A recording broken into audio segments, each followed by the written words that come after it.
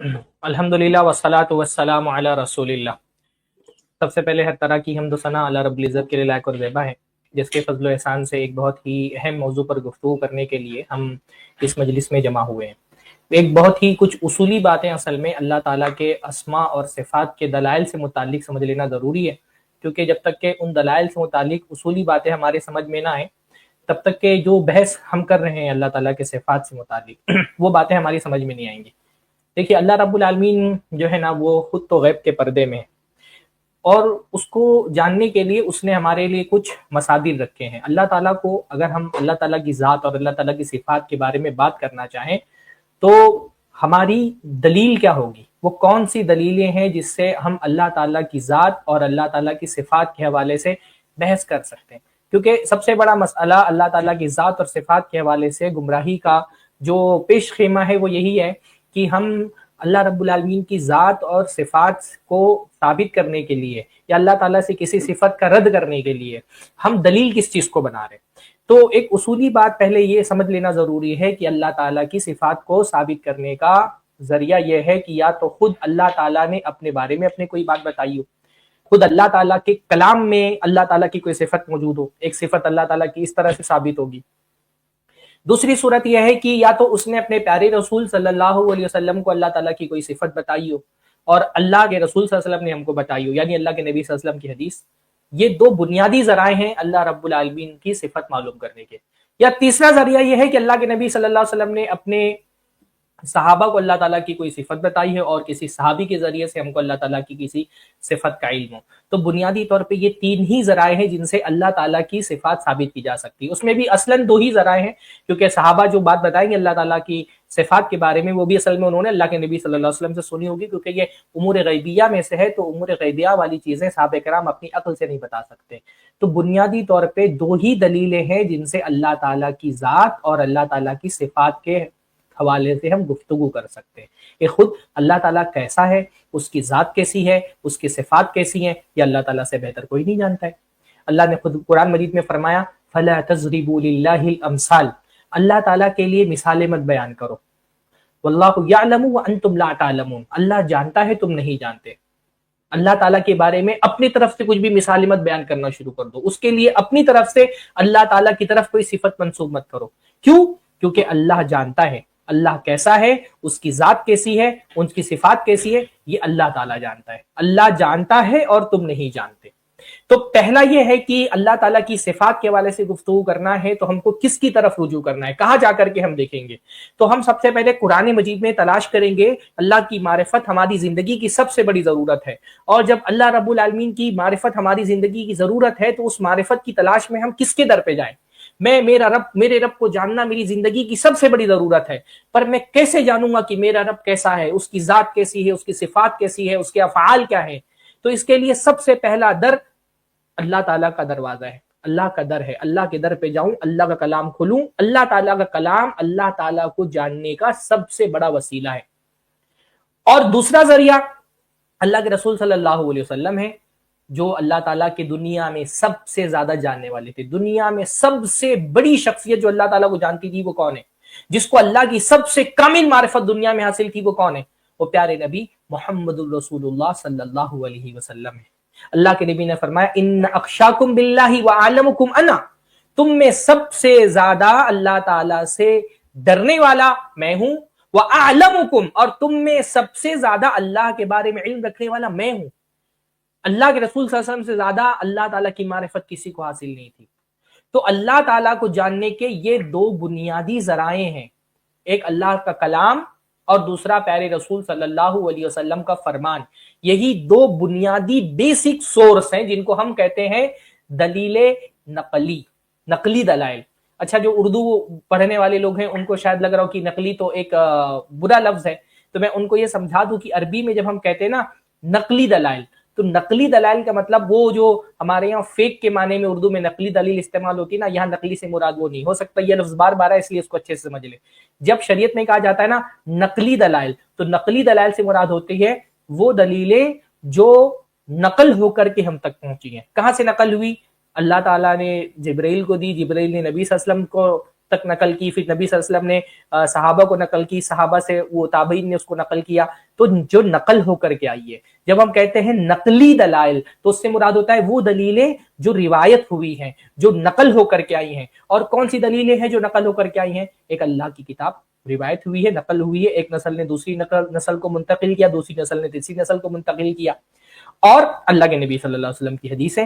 تو basic source اللہ تعالیٰ کو جاننے کا، یعنی جتنی بھی آپ دیکھیں گے نا گمراہ فرقے اہل سنت والجماعت کے خلاف ہیں، ان سب کے ساتھ اختلاف کس وجہ سے شروع ہوا؟ بنیادی سبب ان سے اللہ تعالیٰ کی صفات کے بارے میں جو اختلاف ہوا اس کا بنیادی سبب یہ تھا کہ اہل سنت والجماعت نے بیسک سورس، اصل سورس اللہ تعالیٰ کی ذات و صفات کو جاننے کا قرآن و سنت کو رکھا کہ یا تو قرآن سے اللہ کی صفت ثابت ہو یا تو سنت سے اللہ تعالیٰ کی صفت ثابت ہو.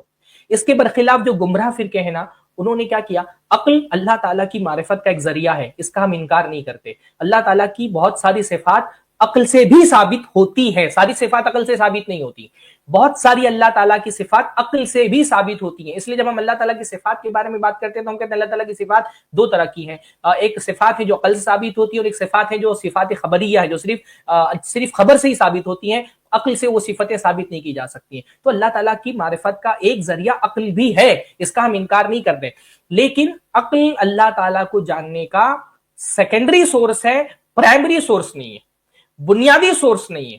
تو اگر کوئی صفت اللہ تعالیٰ کی ثابت ہو رہی ہے قرآن و سنت سے، بہت ممکن ہے کہ کسی کی عقل میں وہ صفت نہ سما رہی ہو، کسی کی عقل اس صفت کو تسلیم نہ کر رہی ہو. تو اگر بظاہر ایسا ہو جائے کہ اللہ تعالیٰ کی ایک صفت ثابت ہو گئی قرآن سے کہ اللہ تعالیٰ کے ہاتھ ہیں، اللہ تعالیٰ کا چہرہ ہے، حدیث سے کوئی صفت ثابت ہو گئی کہ اللہ رب العالمین کو غضب، اللہ رب العالمین ناراض ہوتا ہے، یا اللہ تعالیٰ ہنستا ہے، یا اللہ تعالیٰ رحمت والا ہے، یا اللہ رب العالمین جو ہے وہ سمائے دنیا پہ نزول کرتا ہے، کوئی صفت اگر اللہ تعالیٰ کی نقل سے ثابت ہو گئی، قرآن و سنت سے ثابت ہو گئی. ممکن ہے کہ کسی کی عقل، دیکھیے کبھی بھی نقل صحیح عقل سری سے ٹکرا نہیں سکتی. یہ بہت اہم اصول ہے عقیدے کا، بلکہ پورے دین کا، کہ جو نقل صحیح ہے اگر وہ نقل صحیح ہوئی ہے قرآن کی آیت، تو ظاہر سی بات ہے کہ اگر پڑھ لی آپ نے تو اس کے غیر ثابت شدہ ہونے کی کوئی گنجائش ہی نہیں ہے. حدیث بھی اگر صحیح سند کے ساتھ نقل ہوئی ہے تو نقل صحیح کبھی بھی عقل صریح سے نہیں ٹکرا سکتی، یعنی صحیح عقل سے نہیں ٹکرائے گی. اگر کہیں بظاہر ایسا لگ رہا ہے کہ کہیں پہ نقل صحیح اور کہیں پہ کوئی نقل جو ہے وہ عقل سے ٹکرا رہی ہے، کوئی قرآن و سنت کی بات عقل سے ٹکرا رہی ہے، تو دو میں سے ایک بات ہوگی، یا تو نقل صحیح نہیں ہے یا تو عقل صحیح نہیں ہے. جب بھی آپ کو ایسا لگے کہ کوئی قرآن کی آیت یا اللہ کے نبی صلی اللہ علیہ وسلم کی حدیث، قرآن کی آیت کا تو ثبوت کا مسئلہ ہی نہیں ہے، کبھی آپ کو ایسا لگے کہ اللہ کے نبی صلی اللہ علیہ وسلم کی کوئی حدیث عقل میں نہیں سما رہی، عقل سے ٹکرا رہی ہے، تو دو میں سے ایک ہی بات ہوگی، یا تو وہ حدیث سے ہی نہیں ہے یا تو آپ کی عقل سے ہی نہیں ہے. کیونکہ ایسا ہو ہی نہیں سکتا ہے کہ قرآن و سنت کی کوئی بات عقل کے خلاف ہو، عقل کے خلاف نہیں ہو سکتی ہے. عقل کا پیدا کرنے والا بھی اللہ ہے اور قرآن سنت نازل کرنے والا بھی اللہ ہے. تو کبھی بھی نقل صحیح عقل صریح سے ٹکرا نہیں سکتی ہے. ہاں یہ ہو سکتا ہے کہ کوئی نقل آپ کو لگ رہا ہے کہ عقل سے ٹکرا رہی ہے، کوئی روایت کوئی حدیث آپ کو لگ رہا ہے کہ عقل سے ٹکرا رہی ہے، وہ اس وجہ سے لگ رہا ہے کیونکہ وہ روایت ہی ثابت نہیں، وہ صحیح نہیں ہے، ضعیف روایت ہے، موضوع روایت ہے. یا تو یہ ہوگا یا پھر یہ ہوگا کہ یہ عقل ہی صحیح نہیں ہے، یہ عقل واضح نہیں ہے. کیونکہ بھائی قرآن و سنت کا نزول اللہ رب العالمین کی طرف سے ہوا ہے، اس کی بنیاد اللہ تعالیٰ کا علم ہے، اور ہماری عقل محدود ہے، اللہ تعالیٰ کا علم لامحدود ہے. تو اگر کوئی ایک محدود سے ٹکراتا ہے تو ہم کو کیا حکم ہے کہ محدود کو چھوڑ دو، لامحدود کو لے لو. اللہ تعالیٰ کا علم کامل ہے، ہماری عقل ناقص ہے. قرآن و سنت کی بنیاد اللہ تعالیٰ کے علم پر ہے، ہمارے دعووں کی بنیاد ہمارے عقل پر ہوتی ہے. ہماری عقل چھوٹی ہے، ہماری عقل ناقص ہے، اللہ کا علم کامل ہے. کامل اگر ناقص سے ٹکرائے تو خود عقل یہ کہتی ہے کہ کامل کو ناقص کی بنیاد پر نہیں چھوڑا جا سکتا، بلکہ ناقص کو کامل کی بنیاد پر چھوڑ دینا چاہیے. تو کبھی ایسا ہو سکتا ہے کہ کسی کے عقل میں اللہ تعالیٰ کی کوئی صفت نہ آ رہی ہو، تو ایسی صورت میں اس کو عقل کو سائڈ رکھ دینا ہے. عقل اللہ تعالیٰ کی بہت ساری صفات کو جاننے کا سورس ہے. اللہ کی قدرت ہم کو صرف قرآن و سنت سے نہیں ثابت ملتی ہے، اللہ تعالیٰ کی قدرت عقل بھی ہم کو بتاتی ہے کہ اللہ تعالیٰ قدرت والا ہے. اللہ تعالیٰ کا سمیع ہونا، اللہ تعالیٰ کا بصیر ہونا، اللہ تعالیٰ کا رحیم ہونا، اللہ رب العالمین کا عزیز ہونا، اللہ رب العالمین کا غالب ہونا، حی ہونا، قادر ہونا، اللہ تعالیٰ کی بہت ساری صفتیں جو ہم کو عقل سے پتہ چلتی ہیں، ہے نا. صفات عقلیہ جن کو کہا جاتا ہے. بہت ساری صفتیں ایسی ہیں جو صفات خبریہ ہیں، جو صرف خبر سے ہی پتہ چلتی ہیں. اللہ کا ہاتھ ہے، اگر اللہ رب العالمین نے قرآن و سنت میں اس کا ثبوت نہیں دیا ہوتا تو ہم صرف عقل سے نہیں کہہ سکتے تھے کہ اللہ تعالیٰ کے ہاتھ ہیں، اللہ تعالیٰ کی انگلیاں ہیں، اللہ رب العالمین کا چہرہ ہے، اللہ تعالیٰ سمائے دنیا پہ نزول کرتا ہے. اللہ تعالیٰ کی بہت ساری صفتیں صفات خبریہ ہیں جن کو جاننے کا سورس صرف قرآن و سنت ہے، عقل سے وہ صفات ثابت نہیں ہو سکتی ہیں. تو عقل ناقص ہے، قرآن و سنت کا اللہ کی علم کی بنیاد پر ہے، وہ کامل ہے. تو قرآن و سنت کو عقل پر نہیں پیش کیا جائے گا جب گفتگو کیا موضوع اللہ تعالیٰ کی ذات اور صفات ہو. اس قاعدے کو سمجھ لیں کیونکہ بہت سارے اختلافات کی جڑ اصل اس میں قاعدے میں کہ جب گفتگو کا موضوع اللہ تعالیٰ کی ذات ہو، اللہ تعالیٰ کی صفات ہو، تو قرآن و سنت کو عقل پر نہیں پیش کیا جائے گا، عقل کو قرآن و سنت پر پیش کیا جائے گا. عقل کو قرآن و سنت پر پیش کیا جائے گا اور قرآن و سنت جس کو ثابت مانیں گے، اگر عقل کو کہا جائے گا کہ تسلیم کر لو، اور قرآن و سنت جس کو ثابت نہیں مانیں گے، عقل کو کہا جائے گا اس کا انکار کر دو. نہ یہ کہ قرآن و سنت کو عقل پر پیش کیا جائے گا اور قرآن و سنت پر اپنی عقل کو ہم حکم بنا دیں گے، فیصل بنا دیں گے، جج بنا دیں گے کہ قرآن و سنت سے آنے والی خبروں کے بارے میں عقل فیصلہ کرے گی کہ اللہ تعالیٰ کے لیے یہ صفت جائز ہے کہ ناجائز ہے، اللہ تعالیٰ کی طرف اس صفت کی نسبت کرنی ہے کہ نہیں کرنی ہے. سارے گمراہ فرقوں نے کیا کیا ہے؟ انہوں نے عقل کو حاکم بنا دیا، قرآن و سنت کو محکوم کر دیا. قرآن و سنت سے اللہ کی ایک صفت ثابت ہو گئی، پر یہ اس صفت کو قرآن و سنت سے ثابت ہونے کے بعد انہوں نے مانا نہیں. انہوں نے کیا کیا؟ اس کو عقل کے دربار میں لے کر کے گئے اور عقل سے تسلیم کروایا کہ عقل آپ کیا اللہ تعالیٰ کی صفت کو تسلیم کرتے ہیں جو قرآن و سنت میں آئی ہے؟ عقل نے تسلیم کر لیا تو مان لیا، اور عقل نے انکار کر دیا تو چھوڑ دیا. سارے گمراہ فرقوں میں یہ کامن بات رہی ہے ہمیشہ، چاہے وہ معتزلہ ہوں، اشعریہ ہوں، ماتوریدیہ ہوں، جہمیہ ہوں، کرامیہ ہوں، الگ الگ گمراہ فرقے ہیں. ایون حتیٰ کہ کفار کے ساتھ بھی ہمارا بیسک اختلاف اصل میں اللہ تعالیٰ کی صفات ہی کے بارے میں. سب نے کیا کیا؟ اللہ تعالیٰ کو جاننے کا بیسک بنیادی سورس، بنیادی مصدر عقل کو بنا لیا، اور یہیں سے گمراہیوں کا آغاز ہوا. اہل سنت کا گمراہ فرقوں کے معاملے میں جو سب سے بڑا ان کے مقابلے میں امتیاز ہے، ان کی خصوصیت ہے، وہ یہی ہے کہ انہوں نے عقل کو اللہ کی معرفت کا بنیادی سورس نہیں بنایا. ہے عقل اللہ تعالیٰ کی معرفت کا ایک ذریعہ ہے، پر وہ بنیادی نہیں ہے، پرائمری نہیں ہے. پرائمری سورس قرآن ہے، سنت ہے، اور قرآن و سنت سے ہر وہ اللہ تعالیٰ کی صفت جو ثابت ہوتی ہے اس کو ثابت مانتے، اور جو اللہ تعالیٰ کی صفت ثابت نہیں ہوتی، جس کا انکار کیا گیا ہوتا ہے اس کا ہم انکار کرتے ہیں. تو یہ سب سے پہلا اور بنیادی اور اصولی موقف ہے جو یاد رکھنا چاہیے، کیونکہ اسی سے سارے کے سارے قاعدے، سارے کے سارے مسائل جڑے ہوئے ہیں. اللہ تعالیٰ کی صفات کے حوالے سے ایک اور قاعدہ ہے، اس کو بھی یاد رکھنا چاہیے، اور وہ قاعدہ یہ ہے کہ قرآن و سنت عربی زبان میں آئے. قرآن و سنت میں اللہ تعالیٰ کی اگر کوئی صفت آئی ہے تو ہم اس کو اس کے ظاہری معنی پر مانیں گے. ہر عربی کا ہر لفظ کا ایک ظاہری معنی ہوتا ہے. یہ ظاہری معنی بعض مرتبہ سیاق کے تبدیل ہونے سے تبدیل ہوتے رہتا ہے. پچھلی ہماری اسٹریم میں نے اس پر کچھ تفصیلی گفتگو کی تھی آپ لوگوں کے سامنے، اور اس میں نے یہ بات رکھی تھی کہ ہر لفظ کا ایک ظاہری معنی ہوتا ہے جو سیاق کے اعتبار سے تبدیل ہوتا رہتا ہے. تو الواجب فی صفات اللہ تعالی، یا ہم یہ کہہ سکتے ہیں الواجب فی نصوص القرآن والسنہ اجراؤها علی ظاہرها دون تحریف لا سیما نصوص الصفات، کہ ہاں قرآن و سنت کے تمام نصوص کے بارے میں ایک اصلی بات یہ ہے کہ ہر نص کو اس کے ظاہری معنی پر محمول کیا جائے گا بغیر کسی تحریف کے. اللہ تعالیٰ کے لیے وجہ کا لفظ آیا ہے، وجہ کا معنی چہرہ ہوتا ہے تو ہم اس کو چہرے کے معنی ملیں گے. اللہ تعالیٰ نے فرمایا حضرت آدم علیہ السلام کو اس نے دونوں ہاتھوں سے بنایا، ہم تسلیم کریں گے کہ اللہ تعالیٰ کے دو ہاتھ ہیں. جو اللہ تعالیٰ کی صفات آئی ہیں ان کو اس کے ظاہری معنی پر محمول کیا جائے گا اور اس کے ظاہری معنی کا انکار نہیں کیا جائے گا. یہ ایک بہت بیسک چیز ہے، اور بہت سارے جو گمراہ فرقے ہیں وہ بعض مرتبہ دیکھیے اللہ تعالیٰ کی صفات کی انکار کے ایک طریقہ تو یہ ہوتا ہے کہ قرآن کی کسی آیت ہی کا بندہ انکار کر دے، ہے نا، کہ کہے کہ نہیں میں اس آیت کو ہی نہیں مانتا ہوں یا اس حدیث کو ہی نہیں مانتا ہوں. یہ بہت کم ہوا ہے. ڈائریکٹ تحریف جو ہوتی ہے نا الفاظ کی، وہ بہت کم ہوئی ہے. بہت سارے گمراہ فرقوں نے اللہ تعالیٰ کی صفات کا انکار کرنے کے لیے آیتوں میں بھی تحریف کی ہے.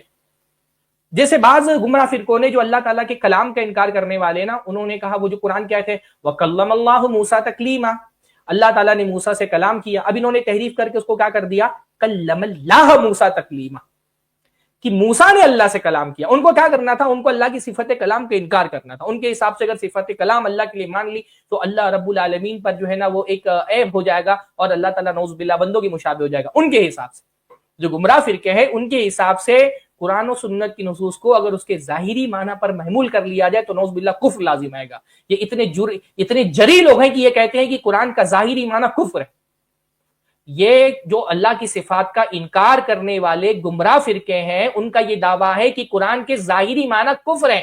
اگر اس ظاہری معنی پر قرآن کو محمول کر لیا جائے تو کفر لازم آ جائے گا. تو ان کو کلم اللہ موسیٰ تکلیما، بہت صاف انداز میں اس سے پتہ چل رہا ہے کہ اللہ نے موسیٰ سے کلام کیا تو اللہ تعالیٰ کی صفت کلام ثابت ہو رہی ہے، اللہ کا ایک فعل ثابت ہو رہا ہے، اور اللہ تعالیٰ کی صفت کو ثابت کرنے کے 3 ذرائع میں سے ایک ذریعہ اللہ تعالیٰ کا فعل بھی ہے. اب انہوں نے کیا کیا؟ اللہ تعالیٰ کی صفت کو نہیں ماننا تھا، پر قرآن میں تو صاف صاف اللہ کی صفت کلام کا ذکر آیا ہے. تو انہوں نے یہ کہہ دیا کہ بھائی یہ جو کلم اللہ موسیٰ تکلیما نہیں بلکہ کلم اللہ موسیٰ تکلیما ہے. اور جو ہمارے تھوڑے بہت عربی جاننے والے احباب ہوں گے وہ سمجھ رہے ہوں گے جب ہم کہتے ہیں کلم اللہ موسیٰ تکلیما تو کلمہ فعل اور اللہ اس کا فاعل ہے، اور موسیٰ حضرت موسیٰ جو ہے وہ اس کے مفعول ہے کہ اللہ نے موسیٰ سے کلام کیا. لیکن اگر اس کو یوں کر دیا جائے کلم اللہ موسیٰ تکلیما تو یہ ہو جائے گا کہ اللہ کلمہ فعل ہے، اللہ اس کا مفعول ہے اور موسیٰ علیہ السلام اس کے فاعل ہے. تو موسیٰ نے اللہ سے کلام کیا تو اللہ تعالیٰ کے لیے تو صفت کلام ثابت ہی نہیں ہو رہا ہے. ظاہری تحریف بھی کی گئی، لیکن ظاہر سی بات ہے یہ ایسی تحریف تھی کہ یہ چل نہیں سکتی تھی امت میں، ہے نا، اس سے اپنا مطلب براری نہیں ہو سکتی تھی. تو یہ بہت سارے لوگوں نے کیا کیا، ظاہری تحریف کا سہارا تو نہیں لیا کیونکہ اس سے ان کا کام نہیں بننے والا تھا. امت فوراً اس کو ریجیکٹ کر دیتی کیونکہ قرآن تو اللہ رب العالمین اللہ کے نبی سے متواتر ثابت ہے، تو یہ آسان نہیں تھا کہ اس کی ظاہری تحریف کی جائے. تو کچھ لوگوں نے کیا کیا، 2 طرح کے لوگ آ گئے، 2 طرح کے لوگ، یہ 2 طرح کی گمراہی آئیں. کچھ لوگوں نے کیا کیا، جس کو ہم بار بار ایک لفظ کہتے ہیں تفویض المعنی. کچھ لوگوں نے یہ کیا کہ اللہ کی صفت کا انکار کرنا ہے، ابھی اس آیت سے اللہ کی صفت ثابت ہو رہی ہے، یہ کرتے ہیں ہم، کہہ دیتے ہیں یہ آیت متشابہات میں سے ہے اور ان آیتوں کا معنی ہی نہیں پتا کسی کو. جیسے ایک بندہ شروع میں تھا نا ہماری پہلی اسٹریم میں، یہ کا معنی ہی نہیں پتا ہے. تو ایک تو سہارا لیا گیا تفویض کا. تفویض کا مطلب کیا ہوتا ہے؟ تفویض کا مطلب ہوتا ہے سپرد کر دینا، کسی کے حوالے کر دینا. ہم جو سونے لگتے ہیں تو ایک اللہ کے نبی کی دعا ثابت ہے نا، فوضت امری الیک، اللہ میں نے اپنا معاملہ تیرے حوالے کر دیا. وہ فوض تو اسی سے تفویض بنائے، فا واو ضاد، فوضا تفویض کرنا، حوالے کر دینا. تو ایک طبقہ تو مفوضہ کا پیدا ہو گیا بہت بعد کے ادوار میں، سلف کے دور میں نہیں. یہ جھوٹ ہے کہ سلف تفویض کرتے تھے. سلف کون سی تفویض کرتے ہوئے میں بھی آپ کو بتاتا ہوں. یہ ساری اصولی باتیں ہیں، واللہ یہ باتیں ہیں نا جو بہت سارے مطالعے کا کتابوں کا نچوڑ ہے، جو آپ کو انشاءاللہ تعالی میں 15-20 منٹ میں آپ کے سامنے رکھ رہا ہوں. اور اس کو سمجھنے کے لیے پورے سال کتابیں پڑھیں گے تو وہ باتیں آپ کے سمجھ میں آئیں گی. تو ایک طبقہ وہ پیدا ہو گیا نا جس نے کہا کہ ایسا کرتے ہیں، اب یہ صفتیں تو اللہ تعالیٰ کی قرآن مجید میں بیان ہو رہی ہیں، الحمدللہ رب العالمین الرحمن الرحیم، صفت رحمت تو سیدھا بیان ہو گئی کہ اللہ تعالیٰ صفت رحمت والا ہے. وجہ ہے، ید ہے، اللہ رب العالمین کی انگلیاں ہیں، حدیثوں کے اندر بیان ہو رہی ہیں. اللہ رب العالمین جو ہے وہ مجی کی صفت ہے، قرآن مجید میں بیان ہو رہی ہے. وجاء ربک والملک صفا صفا، آیا تیرا رب، تو یہ تو صفت مجی ثابت ہو رہی ہے. تو ان لوگوں نے کیا کیا، مفوضہ نے، انہوں نے کہا ایسا کرتے لوگوں کو یہ بولتے ہیں کہ بھائی یہ ساری اللہ تعالیٰ کی جو صفتیں ہیں نا یہ مجہول المعنی ہے، ان کا معنی ہی نہیں پتا ہے، چھٹکارا مل جائے گا اس سے ہم کو. پھر آپ تو دلیل کے طور پہ کچھ پیش ہی نہیں کر سکتے، سامنے والا اللہ کی صفت رحمت کا انکار کر رہا ہے. ہاں شاعرہ اللہ تعالیٰ کی صفت رحمت کی تعویل کرتے ہیں، وہ صفت رحمت کا انکار کرتے ہیں کیونکہ تعویل تو جو ہے وہ انکار کے بعد ہی، تعطیل کے بعد ہی شروع ہوگی. تو ایک طبقے نے تو یہ کہہ دو کہ اللہ تعالیٰ کی ساری صفتیں جو ہے نا، جن آیتوں میں اللہ تعالیٰ کی صفتیں بیان ہوئی ہیں وہ ساری کی ساری آیتیں کیا ہیں، وہ ساری کی ساری آیتیں مجہول المعنی ہیں، ان کا معنی ہی نہیں پتا ہے. اب آپ سوچیں قرآن کا سب سے اعلیٰ ترین حصہ کون سا ہے جس میں اللہ تعالیٰ کی صفتوں کا بیان ہوا ہے، اور ان گمراہوں نے کیا کیا، اس پورے قرآن کے حصے کو جہاں اللہ تعالیٰ کی صفت کا بیان ہوا ہے سب کو کہہ دیا سب مجہول المعنی ہے. مجہول المعنی، مجہول کا مطلب ہوتا ہے جہالت، مجہول المعنی جس کا معنی ہی نہیں پتا ہے. اتنا بڑا کلام اللہ نے نازل کیا، اس کلام کے نزول کا مقصد کیا تھا، بندوں کو اللہ تعالیٰ کی صفت سے، اللہ کی ذات سے متعارف کرانا. اللہ کی معرفت قرآن کی سب سے بڑی ضرورت اللہ کی معرفت ہے. انہوں نے کہہ دیا وہ ساری آیتیں جن میں اللہ تعالیٰ کی صفتوں کا بیان ہے ساری کی ساری مجہول المعنی ہے، ان کا معنی ہی ہم کو نہیں پتا. لو بات ختم. ہاں یہ کتنا آسان تھا بول دینا کہ بھائی ساری آیتیں مجہول المعنی. انہیں اللہ نے اتنا بڑا کلام نازل کیا, اور آپ دیکھ رہے ہیں نا بھی شعبان بھائی نے جو باتیں کہی نا کہ اللہ تعالیٰ کی اسما, اللہ تعالیٰ کے اسما سے بھی اللہ کی صفت ثابت ہو رہی ہے. انہوں نے کہہ دیا بھائی یہ اسما صرف نام ہے, ان کا کوئی معنی نہیں ہے. جو شعبان بھائی نے جو ایک قاعدہ بیان کیا نا, واللہ یہ قاعدہ ایسا کہ اس پر 1 گھنٹے کا درس ہونا چاہیے. اسماء اللہ تعالیٰ اعلام و اوصاف, کہ اللہ کے نام اس کے نام بھی ہے اور اس کی صفتیں بھی ہیں. انہوں نے کہا نہیں یہ صرف نام ہے. القادر, الحی, السمیع, البصیر, انہوں نے کہا یہ صرف نام ہے, اس کا کوئی معنی ہی نہیں ہے. بس یہ سین میم یا عین, بس اتنا ہی, اس کا کوئی معنی نہیں, اس کا کوئی معنی نہیں, بس یہ ایک نام ہے, ان کا کوئی معنی نہیں ہے. تو ایک طبقہ تو تفویض والوں کا پیدا ہوا, انہوں نے سیدھے انکاری کر دیا کہ ان آیتوں, اور یہ ظاہر سی بات ہے یہ اتنی بڑی گمراہی تھی کہ آپ بھی اس کو سمجھ سکتے ہیں کہ یہ کتنا بڑا دعویٰ تھا اور کتنی بڑی گمراہی تھی کہ قرآن کا ایک بڑا حصہ اس کو آپ کہہ دیں گے کہ اس کا کوئی ترجمہ ہی نہیں ہو سکتا کیونکہ اس کا کوئی معنی ہی نہیں. تو ایک طبقہ پیدا ہوا مفوضہ کا. دوسرا طبقہ وہ پیدا ہوا جن کو یہ بات سمجھ میں آئی کہ بھائی یہ تفویض جو ہے یہ تو چلنے والی نہیں ہے. افسوس کی بات یہ ہے کہ انہوں نے کیا کیا, انہوں نے یہ کہہ دیا کہ اچھا تفویض کا مسلک, یہ جو تعویل کرنے والے ہیں انہوں نے کہہ دیا یہ جو تفویض کا مسلک ہے یہ تو سلف کا مسلک تھا, یعنی جو ہمارے سلف تھے صحابہ وغیرہ, ان کو ان آیتوں کا معنی ہونا نہیں پتا تھا, اور انہوں نے اس کو ایسے ہی اللہ تعالیٰ پر چھوڑ دیا. ان کو نہیں پتا تھا سمیع, بصیر اور قادر, الحی, الرحمن, الرحیم اس کا کیا معنی ہے, یہ ان کو پتہ ہی نہیں تھا. نہ انہوں نے اللہ تعالیٰ سے پوچھا, اور اس کو وہ یہ سمجھتے رہے کہ یہ الفاظ ہے, بس ان کا کوئی معنی نہیں ہے. یہ سلف کا موقف تھا. ہم خلف ہیں, سلف کا موقف اسلم تھا, ہمارا موقف احکم ہے, اعلم ہے. سلف سیف طریقے پر انہوں نے یہ کہہ دیا, ان کا طریقہ سیف تھا کہ چلو اس کا کوئی معنی ہی نہیں, وہ بچ گئے. پر ہم اتنا حفاظت کے ساتھ اتنا سیف طریقے سے نہیں کھیلتے. ہم کہتے ہیں کہ ہمارے پاس علم ہے جو سلف کے پاس نہیں تھا. ہمارے پاس علم ہے ان لفظوں کا, اللہ تعالیٰ کی ان صفتوں کا ہمارے پاس علم ہے. تو اب کیسے علم ہے کہ بھائی چلو اب ایسا کرتے ہیں, یہ جو صفتیں ہیں ان کا ظاہری معنی کیونکہ کفر ہے, اسی بنیاد پر انہوں نے انکار کیا تھا اللہ تعالیٰ کی صفت کے معنی کا کہ اللہ تعالیٰ کی صفت کا کوئی معنی نہیں ہے. تو ہم یوں کرتے ہیں کہ ظاہری معنی کا انکار کر دیتے ہیں اور اس کو کوئی ایسا معنی پہنا دیتے ہیں جو ظاہری معنی کے خلاف ہو. تو انہوں نے پہلے کیا کیا, پہلے تعطیل کی. مفوضہ نے بھی کیا کیا, ظاہری معنی کا انکار کیا لیکن کوئی معنی اس کو نہیں بتایا. اس مفوضہ تفویض کرنے والے انہوں نے بھی کہا کہ ید کا ظاہری معنی کیا ہے ہم کو نہیں پتا, اور ہم کو یہ بھی نہیں پتا کہ اس کا کوئی دوسرا معنی ہے کہ نہیں. یہ مفوضہ نے کیا. وہ جو مؤولہ ہے تعویل کرنے والے, انہوں نے کیا کیا, انہوں نے کہا نہیں ید کا ہم انکار کریں گے, اور ید کا کیا معنی ہے ہم کو حقیقی جو یقینی معنی تو نہیں پتا, ظنی طور پہ ہم تعویل کریں گے. تو انہوں نے کہا کہیں پہ ید کا معنی قدرت ہے, کہیں ید کا معنی نعمت ہے, رحمت کی تعویل کر دی, اللہ تعالیٰ کے چہرے کی تعویل کر دی, اللہ تعالیٰ کے ہاتھ کی تعویل کر دی, اللہ تعالیٰ کے مجیء کی تعویل کر دی. ہر جگہ پر جو ہے نا انہوں نے کیا کیا, تعویل کا سہارا لیا. یہ دونوں لوگ تعطیل کے راستے پر چلے, ہے نا. انکار کیا, پہلے ظاہری معنی کا انکار کیا, پر کہ انکار کرنے سے پہلے قرآن پر تہمت لگائی کہ قرآن مجید میں اللہ تعالیٰ کی جو صفتوں کا بیان ہے اگر اس کے ظاہری معنی کو مان لیا جائے تو وہ کفر ہے. قرآن پر الزام لگایا گیا کہ قرآن کے ظاہری معنی کفر ہے. پھر اس ظاہری معنی کا انکار کر کے تعطیل کی گئی, انکار کیا گیا ظاہری معنی کا. پھر اس کے بعد یہ دو الگ الگ راستے پہ چلے گئے. ایک راستے پر چلے گئے کہ جنہوں نے کہہ دیا کہ ہم کوئی معنی بیان ہی نہیں کریں گے, تفویض کا راستہ اختیار کیا. دوسرے تعویل کے راستے پر چلے گئے. تعویل کے راستے پر بھی الگ الگ گروہ چلے کیونکہ انہوں نے عقل کو بنیاد بنایا نا. جو قرآن و سنت کو بنیاد بناتے ہیں ان کے یہاں عقیدے کا اختلاف نہیں دیکھیں گے. آج کے دور سے لے کر کے پرانے دور تک کے اہل سنت جو قرآن و سنت کو اللہ کے صفات کے معاملے میں دلیل بناتے ہیں, جو بات آپ کو امام بخاری اور امام مسلم اور امام اوزاعی اور امام حسن بصری اور جو بات آپ کو امام ابن خزیمہ, امام سفیان ثوری سے ملے گی, وہی بات آج کے زمانے کا سلفی اور اہل حدیث بھی کہتا ہے. ان کے ہاں نسلیں تبدیل ہونے سے بھی اختلاف نہیں ہوتا اللہ تعالیٰ کی صفات کے بارے میں, کیونکہ ان کی دلیل قرآن و سنت. پر جنہوں نے تعطیل کا راستہ اختیار کیا نا وہ بہت کنفیوژن کا شکار ہوئے. ان میں سے کسی نے کہہ دیا اللہ تعالیٰ کے 7 صفات ہیں, کچھ نے کہہ دیا کہ اللہ تعالیٰ کی 10 صفات ہیں, کچھ نے کہہ دیا کہ اللہ تعالیٰ کی فلاں فلاں قسم کی صفاتوں کو تو ہم مانتے ہیں, فلاں فلاں قسم کی صفاتوں کو نہیں مانتے. کچھ لوگوں نے تمام صفاتوں کا انکار کر دیا. کچھ لوگ صفاتوں کا انکار کرتے کرتے کرتے کرتے اس درجے میں پہنچ گئے کہ اللہ تعالیٰ نہ موجود ہے نہ معدوم ہے, اللہ کی صفت وجود کا بھی انکار کر دیا. تعطیل کے معاملے میں جو تعویل کرنے والے تھے ان کے بہت سارے راستے پھر نکل گئے, اور ہر کوئی ایک دوسرے سے باہم دست و گریباں ہیں, ایک دوسرے سے جھگڑ رہے ہیں کیونکہ سب نے عقل کو بنیاد بنائے. تو ہر آدمی کی عقل متفاوت ہے, ہر آدمی کی عقل اپنے طور پہ سوچتی ہے. کسی کو عقل سے لگ رہا ہے کہ 7 صفت اللہ کی ثابت ہے, کسی کو لگ رہا ہے ایک بھی ثابت نہیں ہے. تو یہ لڑتے رہے آپس میں. اس لیے ہم کہتے ہیں ان سارے فتنوں سے بچنے کا سب سے اچھا طریقہ کیا ہے؟ سب سے اچھا طریقہ یہ ہے, اچھا آپ دیکھیں ہمارے زمانے میں بات ہوتی ہے نا ملحدوں سے گفتگو کرنے کے لیے.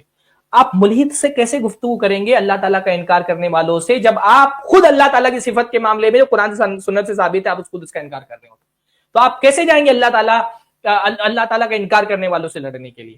اس لیے یہ بہت ضروری ہے کہ اللہ تعالیٰ کی جو صفتیں قرآن و سنت میں آئی ہیں، جو بھی ان کا ظاہری معنی ہے ان کو ان کے ظاہری معنی پر محمول کیا جائے، ان کے ظاہری معنی مان لیے جائیں. اور ظاہری معنی جیسا کہ میں نے بتایا یہ الگ الگ ہوتے ہیں، الگ الگ سیاق میں اس کے الگ الگ معنی ہوتے ہیں. تو یہ کچھ بیسک چیزیں میں نے آپ لوگوں کے سامنے اللہ تعالیٰ کی صفات سے متعلق جو قواعد ہیں ہمارے، وہ آپ کے سامنے رکھ دی ہیں. اس بات کو اگر آپ سمجھ گئے ہوں گے تو آگے جو گفتگو ہونے والی انشاءاللہ تعالیٰ اس کو سمجھنا آپ کے لیے آسان ہو جائے گا. خاص طور پہ جو ٹرمینولوجیز میں نے استعمال کی ہے، تعطیل کا مطلب ہوتا ہے انکار کرنا، تعویل کا مطلب ہوتا ہے ظاہری معنی کو انکار کر کے کوئی ایسا معنی پہنا دینا جو ظاہری معنی کے خلاف ہو، جیسے ید سے کہہ دینا کہ قدرت ہے، استوا سے کہہ دینا کہ اسے استولا ہے. ہاں، تو یہ اس کو تعویل کہتے ہیں. تفویض کا مطلب کیا ہوتا ہے؟ تفویض کا مطلب ہوتا ہے حوالے کر دینا، کہ معنی کے بارے میں کہہ دینا کہ اس کے معنی اللہ تعالیٰ کے علاوہ اور کسی کو نہیں پتہ ہے. اچھا، تفویض کے حوالے سے ایک بات جان لیں، سلف جو ہے نا وہ معانی کی تفویض کے قائل نہیں تھے کہ ہم یہ کہہ دیں کہ قرآن کی جو معانی ہے وہ معانی ہی ہم کو نہیں پتا، وہ اللہ تعالیٰ کو پتہ ہے. سلف جو ہیں وہ کیفیت کی تفویض کیا کرتے تھے، اور دونوں میں بہت فرق ہے. جو ہمارے سلف تھے نا، ایسا نہیں کہ ان یہ سمجھتے تھے کہ جو اللہ تعالیٰ کی قرآن و حدیث میں صفات آئی ہیں ان کا معنی بھی ہم کو نہیں پتا ہے.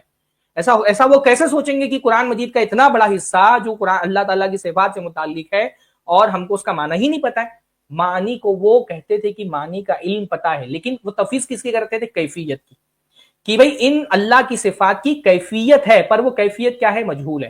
تو قرآن مجید میں جو اللہ تعالیٰ جو نصوص صفات ہیں، چاہے قرآن میں ہو یا حدیث میں ہو، ان نصوص صفات کے معانی معلوم ہے، کیفیت مجہول ہے. یہ بھی ایک بہت اصولی بات ہے، اس کو بھی یاد رکھیں. قرآن و سنت میں اللہ تعالیٰ کی صفات کا بیان جہاں پر آیا ہے اس کے معانی معلوم ہے، یعنی اس کا معنی کہ ہم کو پتا ہے. حضرت امام مالک سے جب کہا گیا نا کیف استویٰ، اللہ تعالیٰ کیسے مستوی ہوا، تو انہوں نے کیا کہا؟ الاستواء معلوم، استوا کا معنی معلوم ہے، والکیف مجہول، مجہول کیا ہے؟ اس کی کیفیت. تو ہم اس کے معنی کا بیان کرتے ہیں اور اس کی کیفیت کی تفویض کرتے ہیں. ہم اس کی کیفیت کی تفویض کرتے ہیں، معنی کی تفویض نہیں کرتے. استوا کا ایک معنی تو معلوم ہے، اعلیٰ وارتفاع. استوا کا جو معنی معلوم ہے اس معنی کا ہم اس بات کرتے ہیں، البتہ کیسے مستوی ہوا اللہ تعالیٰ اس کی کیفیت ہم کو نہیں پتا. تو ہم کیفیت کی تفویض کرتے ہیں، نہ کہ معانی کی تفویض کرتے ہیں. یہ جو گمراہ فرقے ہیں یہ سلف پہ کیا الزام لگاتے ہیں کہ سلف معانی کی تفویض کرتے تھے، تو یہ سلف کے اوپر الزام ہے. سلف معانی کی تفویض نہیں کرتے تھے. امام مالک تو کہہ رہے ہیں معنی معلوم ہے، کیفیت مجہول ہے. الاستواء معلوم والکیف مجہول، استواء معلوم ہے، کیف مجہول ہے. پورے قرآن و سنت میں کوئی ایک حدیث نہیں ثابت کر سکتا ہے کہ نبی صلی اللہ علیہ وسلم نے یہ کہا ہو کہ جو اللہ تعالیٰ کی صفات ہیں ان کا معنی کسی کو نہیں پتا ہے، یا سلف نے کہا ہو کہ اس کا معنی کسی کو نہیں پتا ہے. معنی سب کو پتا تھا، معنی معلوم تھا، اس کی کیفیت مجہول تھی. اس لیے کیفیت کے بارے میں سوال کرنے پر امام مالک غصہ ہوئے. معنی کے بارے میں سوال کرتے تو امام مالک غصہ نہیں ہوتے. وہ معنی کا سوال نہیں تھا، کیف استویٰ، اس آدمی نے کیفیت کا سوال کر لیا تھا. اس لیے کیفیت اور مثیل، ان دو چیزوں کے بارے میں یاد رکھیں. ہم اللہ تعالیٰ کی تشبیہ میں انکار کا رویہ اختیار کرتے ہیں، یعنی اللہ تعالیٰ کی مشابہ کوئی نہیں ہے. تشبیہ کے معاملے میں ہم کیا کرتے ہیں؟ انکار کرتے ہیں تشبیہ کا. اور تکییف کے معاملے میں ہم کیا کرتے ہیں؟ ہم کیفیت کے بارے میں اپنی لا علمی کا اظہار کرتے ہیں. کیفیت کا انکار نہیں کرتے، کیفیت کے بارے میں اپنی لا علمی کا اظہار کرتے ہیں کہ اللہ تعالیٰ کی صفت کی کوئی کیفیت ہے، پر وہ کیفیت ہم کو نہیں پتا ہے، کیونکہ کیفیت معلوم کرنے کی جو ذرائع وہ ذرائع ہمارے پاس نہیں. نہ ہم نے اللہ تعالیٰ کو دیکھا، نہ اللہ تعالیٰ کو کوئی مثیل ہے کہ اس کو ہم نے دیکھا، نہ اللہ نے اپنی کیفیت کا بیان کیا ہے، صفات کی کیفیت کا. تو اس لیے ہم کیفیت کے بارے میں اپنی جہالت کا اقرار کرتے ہیں. کیفیت ہم کو نہیں پتا ہے، کوئی کیفیت ہے پر وہ ہم کو نہیں پتا ہے. پر اللہ تعالیٰ کا کوئی مثیل نہیں، اللہ کے کوئی مشابہ نہیں ہے. اللہ رب العالمین کی تشبیہ نہیں کرتے ہیں، ہم تمثیل نہیں کرتے. اللہ رب العالمین کے صفات کیا اثبات کرتے ہیں، اللہ تعالیٰ کی تنزیہ کرتے ہیں. بہرحال یہ کچھ اصولی باتیں تھی جو میں نے آپ لوگوں کے سامنے رکھ دی. اللہ تعالیٰ سے دعا ہے کہ اللہ تعالیٰ ہم سب کو اللہ تعالیٰ کی صفاتوں کو سمجھنے کی توفیق نصیب فرمائے. بارک اللہ فیکم. جزاکم اللہ خیر شیخ سرفراز فیضی حفظہ اللہ. آپ نے بہت اچھی طریقے سے سمجھایا کہ جتنے بھی گمراہ فرقہ ہے وہ لوگ صفات باری تعالیٰ میں کس طرح گمراہ ہوئے، صفات باری تعالیٰ کو سمجھنے میں کس طرح گمراہ ہوئے. جزاکم اللہ خیر آپ کا بہت بہت. اور i+TV اختلاف کا حل اس چینل کا جو آفیشیل لنک ہے ہم ڈسکرپشن میں ڈال دیے ہیں، آپ وہاں سے اس چینل کو دیکھ سکتے ہیں. جزاکم اللہ خیر.